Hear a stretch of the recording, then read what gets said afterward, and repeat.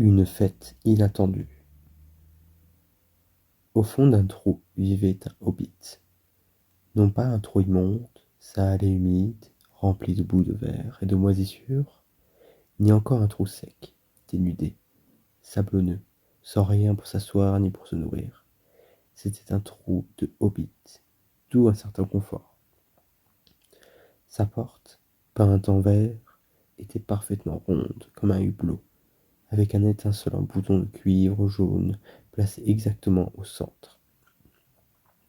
Elle s'ouvrait sur un hall en forme de tube, comme un tunnel très confortable et sans fumée, avec des murs recouverts de lambris, un sol carrelé garni de tapis, pourvu de chaises bien astiquées et de nombreuses patères pour accrocher chapeaux et manteaux.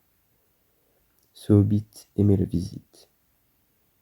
Le tunnel s'enfonçait profondément, presque en ligne droite, mais pas tout à fait, dans le flanc de la colline.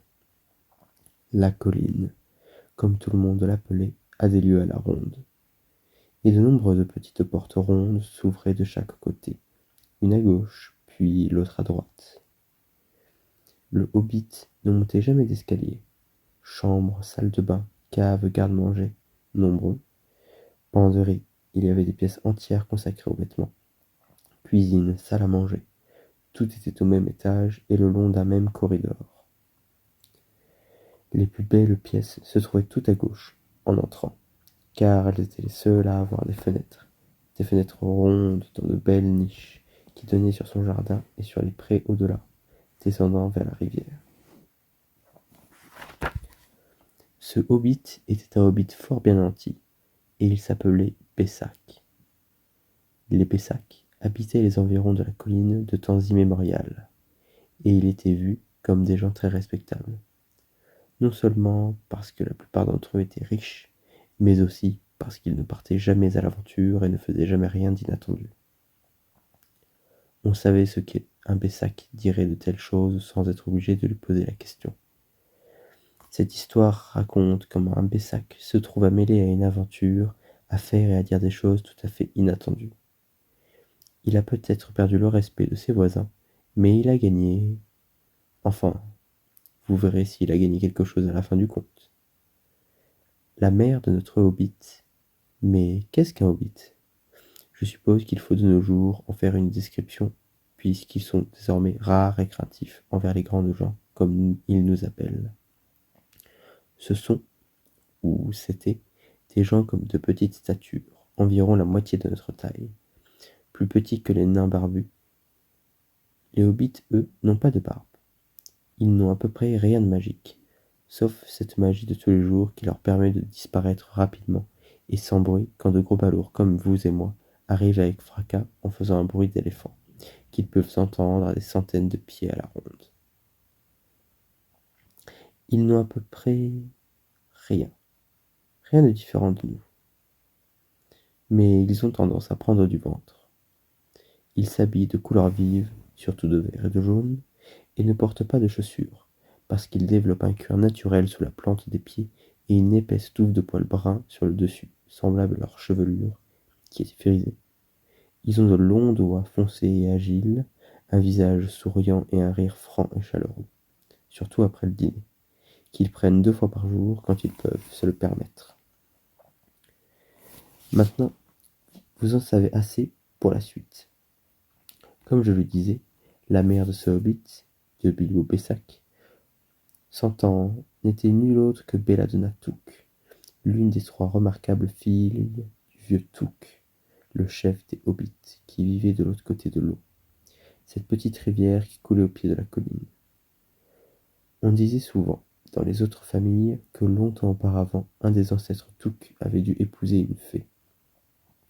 C'était absurde, bien entendu, mais sans doute y avait-il encore chez eux quelque chose qui n'était pas tout à fait hobbitesque.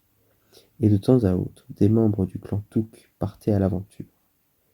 Ils disparaissaient en catimini, et la famille étouffait l'affaire. Mais cela ne changeait rien au fait que les Took n'étaient pas aussi respectables que les Pessac, même s'ils étaient assurément plus riches. Ce qui ne veut pas dire que Belladonna Took ait été mêlée à des aventures après être devenue Madame Bungo Pessac. Bungo, père de Bilbo, construisit pour sa femme, et en partie avec son argent, le trou de hobbit le plus luxueux jamais vu en bas de l'eau et de la colline. Et ils y demeurèrent jusqu'à la fin de leur jour. Bilbo, leur fils unique, qui avait tout à l'air d'une seconde mouture de son tranquille et inébranlable père, devait néanmoins avoir hérité d'une certaine bizarrerie du côté Took, quelque chose dans son tempérament qui n'attendait que l'occasion de se manifester.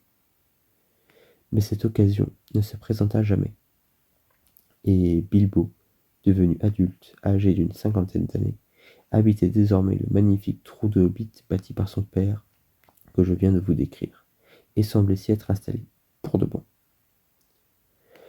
Par un curieux hasard, un matin, il y a bien longtemps dans la quiétude du monde, alors qu'il y avait moins de bruit et plus de verdure, et que les hobbits étaient encore nombreux et prospères, Bilbo Bessac se tenait debout à sa porte, après le petit déjeuner, en train de fumer une longue pipe en bois dont l'énorme fourneau touchait presque ses orteils, soigneusement brossés, quand Gandalf apparut.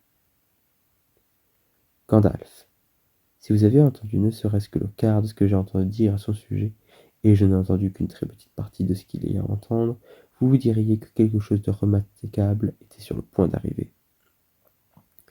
Les histoires et les aventures surgissaient partout où il allait.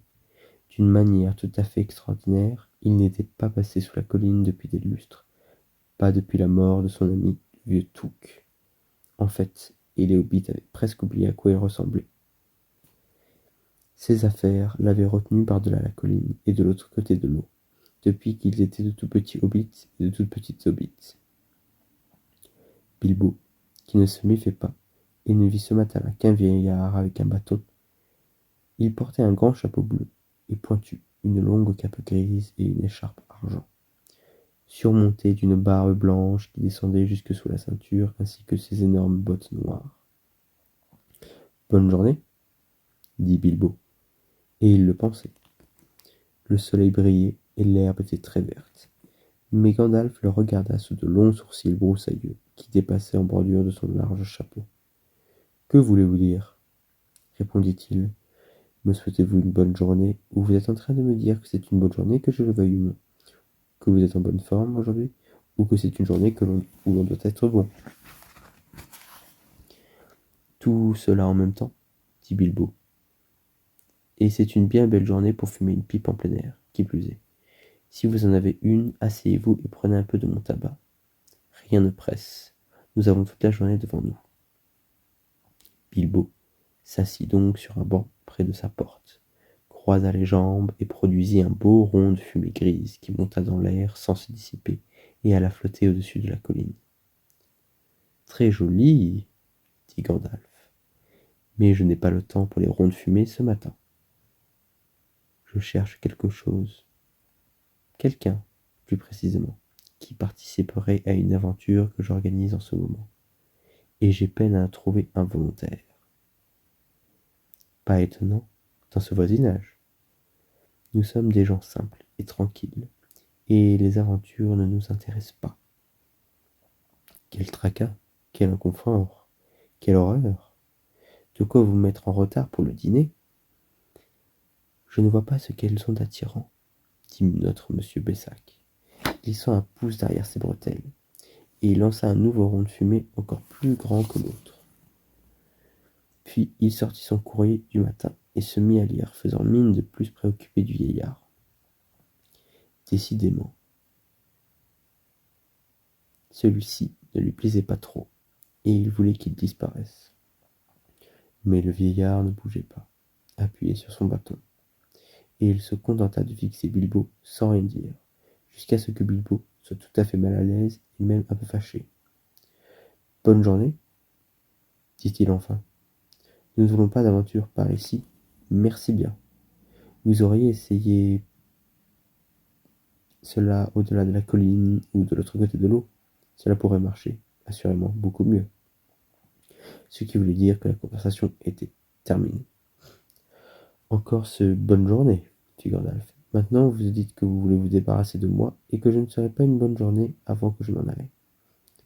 Pas du tout, cher monsieur. Voyons, je ne pense pas connaître votre nom. Si, si, cher monsieur, et je connais le vôtre, monsieur Bilbo Bessac, et vous connaissez le mien, même si vous ne vous en souvenez plus de celui que je porte. Je suis Gandalf, et Gandalf est mon nom. Jamais je n'aurais cru qu'un beau jour, le fils de Belladonna Took m'enverrait promener comme si je vendais des boutons à sa porte. Gandalf, Gandalf, bon sang de bonsoir, pas de magicien errant qui a offert au vieux Took une paire de boutons magiques en diamant, qui s'attachait tout seul et ne se faisait que sur commande. Pas celui qui, lors des fêtes, racontait des histoires si fantastiques avec des dragons, des gobelins et des géants. Des princesses délivrées et des fils veuves choyés par le sort. Pas l'homme qui faisait des feux d'artifice tout particulièrement excellents. Comme je m'en souviens, le vieux Touk en organisait toujours à la veille de la mi-été. Splendide, il montait comme des grands lys, des gueules de loup et des citis de feu, et restait suspendu dans le crépuscule durant toute la soirée. Vous aurez déjà remarqué que M. Bessac n'était pas aussi terre-à-terre qu'il se plaisait à le croire, et qu'il aimait beaucoup les fleurs. Ça, par exemple, poursuivit-il, pas le grand qui poussa tant de garçons et de filles sans histoire vers l'inconnu, dans de folles aventures. Ce pouvait être grimper aux arbres, ou même rendre visite à des elfes, ou partir en mer sur des navires vers d'autres rivages. Ma foi, la vie était très, très intéressante. Je veux dire, vous avez causé beaucoup de dérangements par ici, à une certaine époque. Je vous demande pardon, mais j'ignorais que vous étiez toujours parmi nous. Où voulez-vous que j'aille? Dit le magicien. Tout de même, je suis content de voir que vous ne m'avez pas oublié. Du moins, vous semblez garder un beau souvenir de mes feux d'artifice. C'est un bon début. Et par égard pour votre vieux grand-père Touk et pour cette pauvre Belladonna, je vais vous donner ce que vous m'avez demandé. Pardon, mais je ne vous ai rien demandé. Oh, mais si, et cela fait 2 fois, monsieur. Mon pardon, je vous l'accorde. En fait, j'irai jusqu'à vous donner sur cette aventure. Très amusant pour moi, très bon pour vous, et très lucratif aussi, à n'en pas douter si jamais vous vous en tirez. Désolé, je ne veux pas d'aventure, merci bien. Pas aujourd'hui, bonne journée. Mais revenez donc prendre le thé, quand vous voudrez, pourquoi pas demain? Revenez demain. Au revoir. Et sur ce, le hobbit tourna les talons, et s'engouffra derrière sa porte ronde et verte, qu'il referma aussi vite qu'il le pouvait, sans avoir l'air mal poli. Après tout, les magiciens sont des magiciens. Qu'est-ce qui m'a pris de l'inviter à prendre le thé? Se dit-il, en s'en rendant au garde-manger. Il venait tout juste de prendre le petit déjeuner, mais il se disait qu'un ou deux gâteaux et un petit verre de quelque chose lui feraient du bien après sa frayeur. Entre-temps, Gandalf restait debout à la porte, secoué d'un long rire tranquille. Enfin, il s'approcha de la pointe de son bâton, et il grava un signe étrange sur la belle porte verte du Hobbit. Puis, il s'éloigna, à grandes enjambées, au moment où Bilbo terminait son deuxième gâteau, et commença à se dire qu'il s'était très bien tiré d'affaire. Le lendemain, il avait presque oublié Gandalf. Il n'avait pas très bonne mémoire pour ce genre de choses, à moins de les noter sur son carnet de rendez-vous, comme ceci, thé avec Gandalf mercredi. La veille de son énervement, il avait négligé de le faire. Juste avant l'heure du thé, il eut un formidable coup de sonnette à la porte d'entrée, et c'est alors qu'il se souvint. Il se dépêcha de mettre la bouilloire sur le feu, ajouta une autre tasse et sa soucoupe, un ou deux gâteaux de plus, et courut à la porte. « Je suis navré de vous avoir fait attendre, » allait-il dire, lorsqu'il vit que ce n'était pas du tout Gandalf. C'était un nain, avec une barbe bleue rentrée dans une ceinture dorée, et des yeux très brillants sous son capuchon vert foncé. Sitôt la porte ouverte, il se pressa à l'intérieur comme s'il était attendu. Choisissant la patère la plus proche, il y suspendit sa cape par le capuchon et dit en s'inclinant profondément: « Voilà, à votre service. » Bilbo Bessac, pareillement, dit le hobbit qui, sur le coup, était trop surpris pour poser des questions. Quand le silence qui s'ensuivit devint embarrassant, il ajouta: « J'allais justement prendre le thé. Venez donc vous joindre à moi. » C'était peut-être un peu crispé, mais il le disait gentiment. Et que feriez-vous si un nain arrivait chez vous, à l'improviste, et accrochait ses affaires dans votre hall d'entrée sans un mot d'explication? Ils n'étaient pas à table depuis longtemps, et en fait, il avait à peine entamé leur troisième gâteau, quand la sonnette retentit encore plus fort qu'avant. Excusez-moi, dit le hobbit, et il alla répondre. Vous voilà donc enfin. Voilà comment il allait accueillir Gandalf cette fois-ci. Mais ce n'était toujours pas Gandalf. Sur le seuil se tenait un nain qui semblait très vieux, avec une barbe blanche et un capuchon écarlate. Et lui aussi se faufila à l'intérieur, aussitôt la porte ouverte, comme s'il était invité. Je vois qu'ils ont déjà commencé à arriver, dit-il en apercevant le capuchon vert de Dwalin, accroché au mur. Il suspendit sa cape rouge à côté, et dit d'une main sur la poitrine, Balin, à votre service. Merci, dit Bilbo, le souffle coupé. Ce n'était pas ce qu'il fallait répondre, mais ce commencer à arriver l'avait pas simplement secoué. S'il aimait les visiteurs, il ne jugeait pas inutile de les connaître avant qu'ils arrivent, et il préférait les inviter lui-même. Il songea avec horreur qu'il pourrait manquer le gâteau, et que vu son devoir d'hôte, qu'il remplirait coûte que coûte, il serait peut-être obligé de s'en passer. Entrez donc prendre le thé, parvint-il à dire après une grande respiration. Un peu de bière me conviendrait mieux, si ça ne vous dérange pas, mon bon monsieur, dit Balin à la barbe blanche. Mais je prendrai bien du gâteau au carvi, si vous en avez. Des tonnes.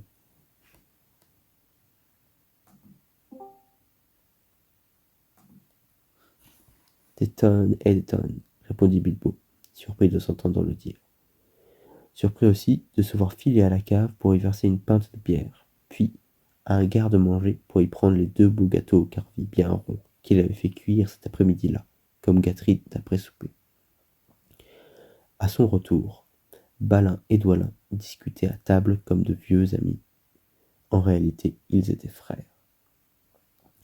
Bilbo venait de leur servir la bière et les gâteaux, assez sèchement, quand la sonnette retentit de nouveau avec bruit, 2 fois plus tôt qu'une.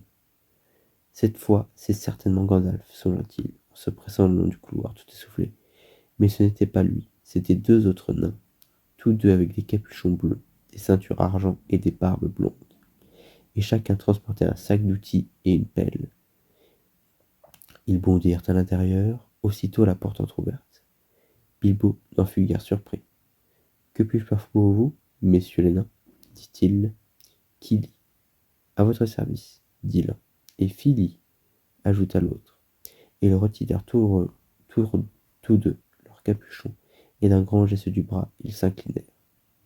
À votre service, et à celui de votre famille, répondit Bilbo, se rappelant cette fois la politesse. Dwalin et Balin sont déjà ici à ce que je vois, dit Kili. Joignons-nous à la foule. La foule, pensa M. Bessac, ça ne me dit rien de bon. Il faut vraiment que je m'assoie une minute pour rassembler mes esprits, et boire un petit quelque chose.